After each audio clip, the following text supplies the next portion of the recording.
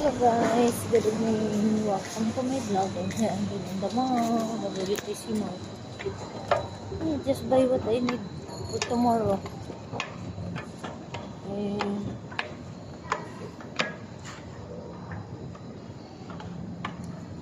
And I buy also medicine in pharmacy.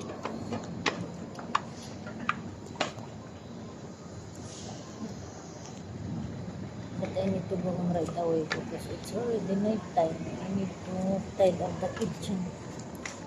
Washi it.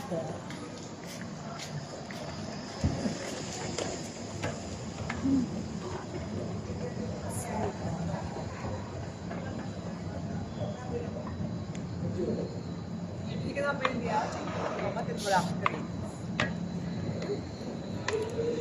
What I like in this mall is the painting in the wall.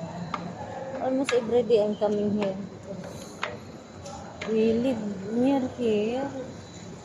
Every time we need something in the house, I run here in the WTC. Only one building away.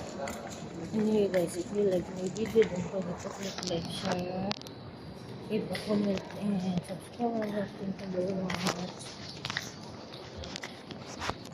This is the mall where you're gonna buy souvenir if you are a